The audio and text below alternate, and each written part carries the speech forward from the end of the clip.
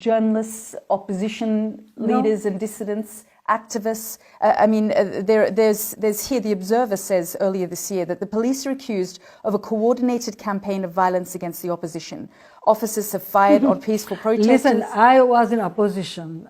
I know the ruling party how tortured us. We had no right to hold any meeting. But are you saying that at least 20,000 cases have been filed against the supporters of the opposition, the BNP? More than 7,000 members and activists have been arrested, 1,000 people detained. Is that yes, what's happening? What they did, they killed people. They throw Molotov cocktail. They set fire in the public bus. About 3,800 public buses been burned down with passenger.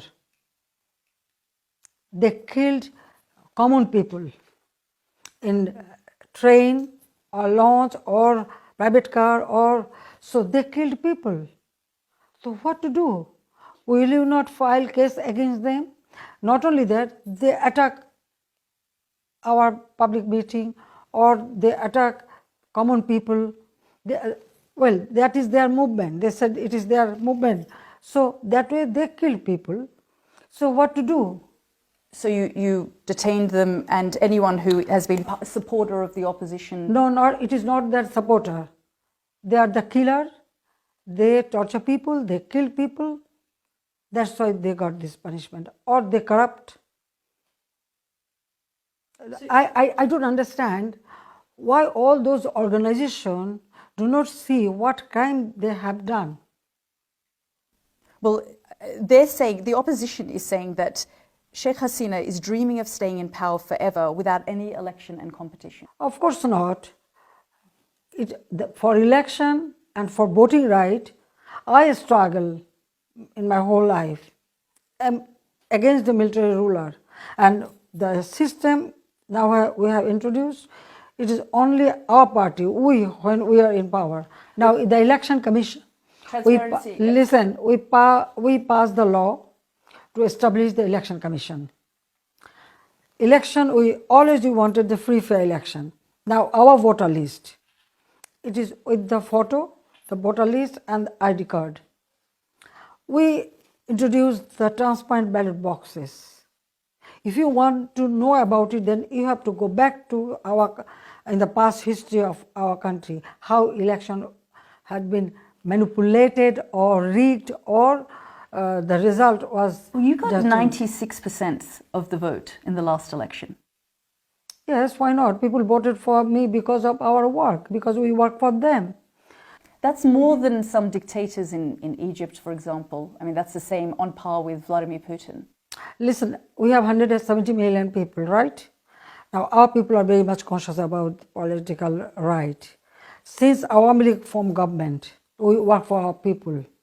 We reduce our poverty level. We ensure food security. We ensure their health care, education, housing, all the basic needs we ensured. So people, of course, always vote for us. Why not? But I just want to bring this back to your election in 2018 and why the international community has concerns about the next election early next year. Transparency International said they found irregularities, 47 out of the 50 constituencies surveyed, fake votes, ballot stuffing, voters and opposition polling agents barred from entering the centres. Could they prove that? Where is the proof? I want that. They're saying no, I want the document. No, I want the document. Because I am telling you, 2008 election, there is no objection, nothing, there is no, nobody question about the election, right? Those political party, 20-party alliance, BNP, Jamaat-e-Islami all together, how many seats they got that time in 2008 election? Only 29 seats out of 300.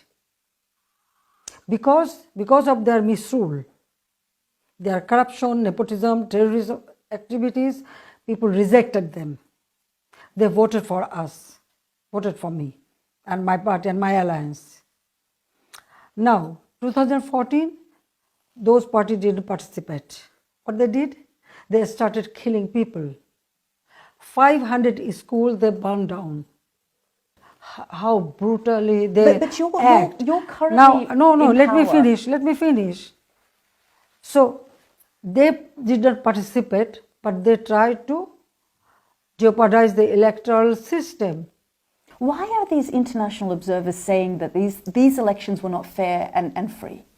That I don't know how they look at it, but the election, definitely it was free, fair election.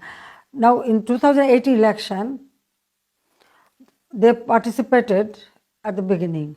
But what was the situation? We have 300 constituency, right? For 300 constituency, you have to nominate 300 people, right? 300 candidate. But what was the situation of them? They nominated about 700. So they started fighting with each other. At one stage, they withdrew from the election. They didn't participate. I mean, but if we My look at- point is, when they didn't participate in the election, when they withdraw from the election, They then will- how they can say, or how they can claim that the election was not free and fair? They have no right to say that. it's not the opposition saying this. It's Transparency International. It's I know the that. State I know that. Department, Transparency International said that. I have my doubt about their transparency. I can tell you. It's frankly I am speaking. So you think the UN, Human Rights Watch, Amnesty No, International... UN didn't say that. No, but in terms of the human rights record, you're saying that you don't understand why these organizations... Listen, I told you, the human rights, they never thought about me, about my human rights. When I lost all my family members, I never received any support from them. But why? Why my whole family was assassinated? Why they didn't raise their, The Americans, voice? there are some people who think that the reason why they have imposed these sanctions on the paramilitary organization is to put Bangladesh back onto the path of the right human rights record. How do you respond to that? Bangladesh always maintain the human rights. Human rights, it does not